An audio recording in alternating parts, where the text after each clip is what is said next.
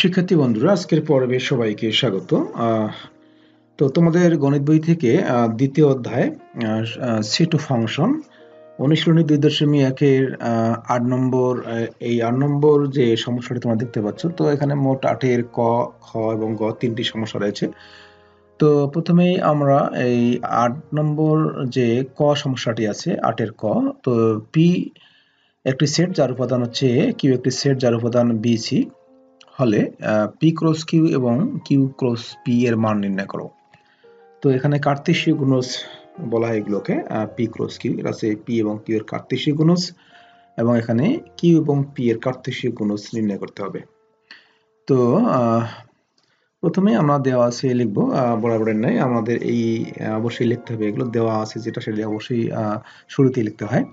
তো P equal to হচ্ছে এ এবং কিউ ইকুয়াল টু হচ্ছে বি, সি। তো এখানে মূলত অঙ্ক এখানে দুইটি আছে, দুইটি আছে, পি ক্রস কিউ আর একটা হচ্ছে কিউ ক্রস পি। তো প্রথমে আমরা পি ক্রস কিউ নির্ণয় করব। তো পি ক্রস কিউ লেখার পরে এখানে যে পি এর উপাদান হচ্ছে এ, এটা আমরা লিখবো। তারপর হচ্ছে ক্রস চিহ্ন দেওয়ার পরে এই যেখানে কিউ আছে সেই জন্য আমরা কিউর উপাদান বি, সি লিখবো। তো আসলে এই কার্তেশীয় গুণজ যেটা আছে এই পদ্ধতিতে আমরা যখন অঙ্ক করব, তো মূলত এটা যেহেতু আমরা এটাকে কখনোই গুণ চিহ্ন বলবো না, এটা হচ্ছে কার্তেশীয় গুণজ বা ক্রস বলবো। তো সেক্ষেত্রে আমরা অনেকটা গুণের মতোই, কিন্তু এটা গুণ নয়। তো প্রথমে গুণের মতো করেই করব। তো আমরা যখন কোনো সংখ্যা দিয়ে কোনো সংখ্যায় গুণ করি, সেক্ষেত্রে আমরা কি করি যে এখানে যেমন এ আছে, এখানে বি, সি আছে। তো প্রথমে এখানে আমরা এ দিয়ে বি কে অর্থাৎ এ বি লিখবো। অর্থাৎ এখানে আমরা কি করব, এই যে এখানে A B, A comma B, তারপরে এখানে একটা কমা চিহ্ন হবে, তারপরে এ দিয়ে বি কে এ বি লিখলাম, এ আর বি লিখলাম, এখন এ আর সি লিখবো, এ সি। মানে এটা কিন্তু গুণের মতোই, কিন্তু এটা কিন্তু অবশ্যই গুণ না, এটা ক্রমজোড় লিখতে হবে, ক্রমজোড়। এখানে প্রথমে এ দিয়ে বি, এ বি, এই যে এ বি, তারপর এ দিয়ে সি হবে, একবার এ দিয়ে বি কে, একবার এ দিয়ে সি কে, অর্থাৎ এ বি কমা এসি। তো এখানে একটা জিনিস খেয়াল করতে হবে, সেটা হচ্ছে যে এখানে অবশ্যই কার্তেশীয় গুণজের বেলায় আমরা যে ক্রমজোড়গুলো লিখবো সেগুলো অবশ্যই প্রথম বন্ধনীর মধ্যে হবে, এবং এখানে অবশ্যই কমা চিহ্ন ব্যবহার হবে। তারপরে আবার যখন আমরা কোনো ক্রমজোড় লিখবো সেক্ষেত্রে অবশ্যই ক্রমজোড়গুলোকে আমরা বন্ধনীর মধ্যে রাখবো, এবং লেখার পর প্রথম বন্ধনীর মধ্যে লেখার পরে সেটা আবার দ্বিতীয় বন্ধনী দিয়ে আবদ্ধ করতে হবে, অর্থাৎ দ্বিতীয় বন্ধনীর মধ্যে লিখতে হবে। একইভাবে এখন আমরা কিউ ক্রস পি নির্ণয় করব। তো এটা অ্যান্সার, এটা হচ্ছে এটার অ্যান্সার।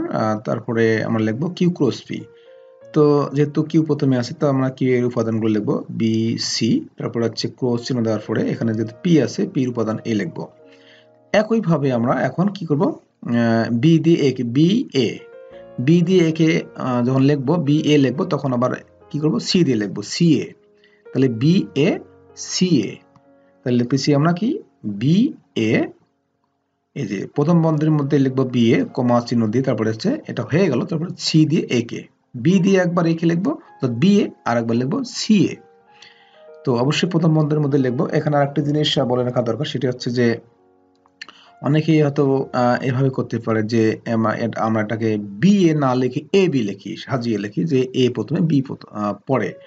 এটা কখনোই লেখা যাবে না, কারণ হচ্ছে যে এটার নিয়ম হচ্ছে যে যেটা প্রথমে থাকবে সেটা অবশ্যই প্রথমে লিখতে হবে, বি এ, তারপর হচ্ছে প্রথমে, তারপর এটা হয়ে গেল, তারপর হচ্ছে সি এ, কখনোই এসি লেখা যাবে না। তো আশা করি তোমরা বুঝতে পেরেছো, এটি হচ্ছে এটার অ্যান্সার। এখন আমরা ক্ষয়ে যাব।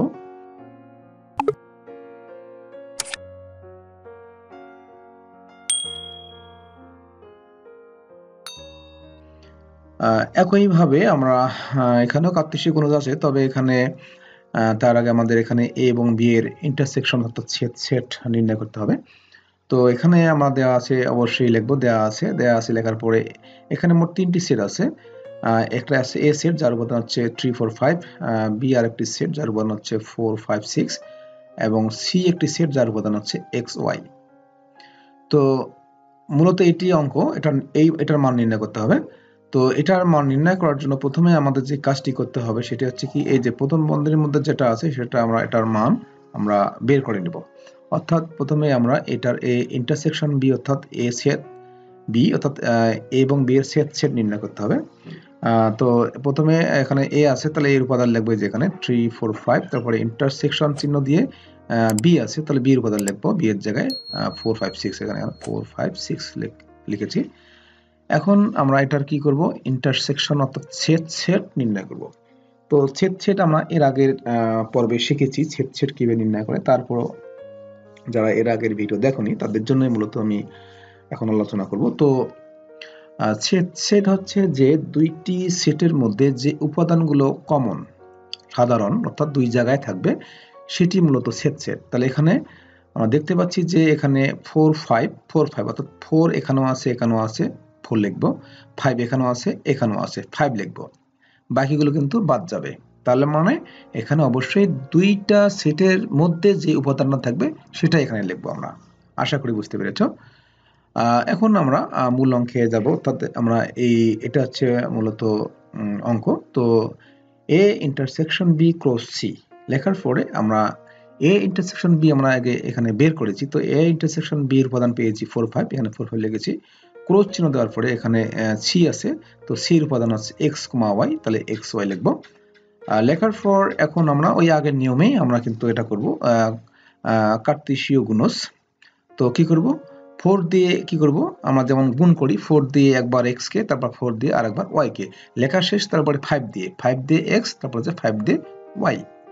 তো আমরা এখানে লিখব এই যে, তো কি করেছি, অবশ্যই এখানে আমরা প্রথম বন্ধনী ব্যবহার করব, আমি আবারও বলছি।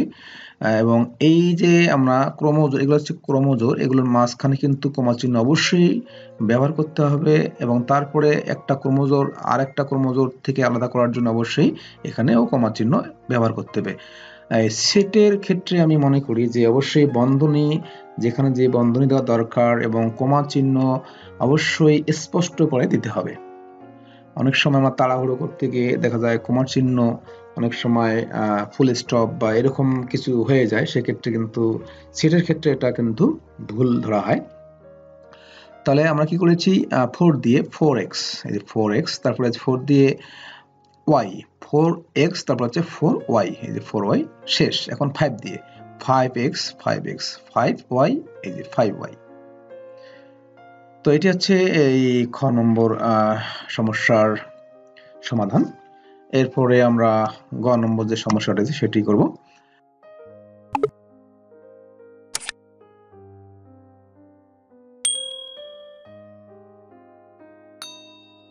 গ নম্বর সমস্যাটি সেম ক্যাটাগরির, এখানে এ বি সি দিয়েছিল, এখানে পি কিউ আর দিয়ে আছে, তবে একটু ব্যতিক্রম আছে বা একটু আলাদা আছে। সেক্ষেত্রে আমরা প্রথমেই দেওয়া আছে, লেখার পরে আমরা এই পি ইকুয়াল টু 357 এবং কিউ ইকুয়াল টু 57 এবং আর ইকুয়াল টু পি বাদ কিউ, এটা দেওয়া আছে লিখবো। লেখার পরে আমরা প্রথমেই আমরা এটার কাজ করব। তো এটা মূলত আর একটি সেট, সেটা কি করব, পি বাদ কিউ ইকুয়াল টু পি বাদ কিউ, অর্থাৎ পি বাদ কিউ এটা নির্ণয় করলে আমরা কিন্তু আর সেটের উপাদান পাবো।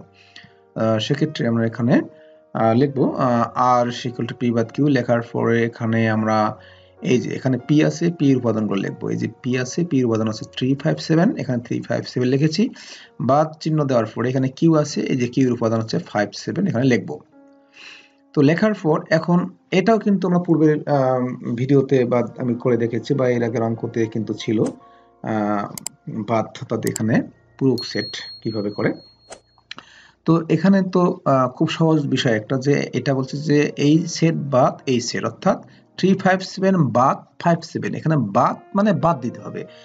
বাদ দিব, কি বাদ দিব, 57 বাদ দিব। কোথা থেকে বাদ দেব, এইখান থেকে বাদ দেব। তাহলে 57 যদি আমরা এখান থেকে বাদ দিই তাহলে 3 থাকে, অর্থাৎ উপাদান হচ্ছে 3। আশা করি বুঝতে পেরেছো। এখন আমরা যেহেতু আর এর উপাদান বের করলাম, এখন আমরা এই অঙ্কটা করতে গেলে আমাদের প্রথমে আমরা এই যে পি ইউনিয়ন কিউ নির্ণয় করতে হবে। P union Q equal to হচ্ছে পি এর উপাদান হচ্ছে 357, এই যে 357, এবং কিউ এর উপাদান হচ্ছে 5757। এখন আমরা কি করব, এটা হচ্ছে সংযোগ সেট। তো সংযোগ সেট আমরা এর আগে অনেক করেছি।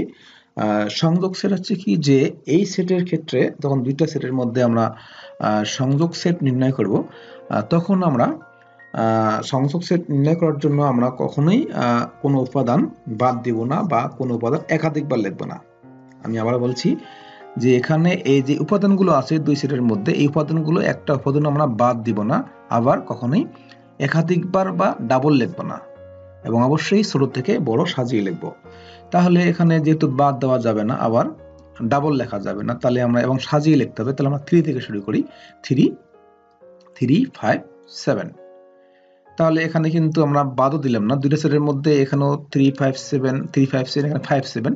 তো এখানে কিন্তু 5 এখানেও আছে, এখানেও আছে, আবার এখানে 7 আছে, এখানেও 7 আছে, সেক্ষেত্রে ডাবল লেখা যাবে না। আমার ডাবল লিখিনি, একবারই লিখেছি, আবার কিন্তু বাদও দেইনি।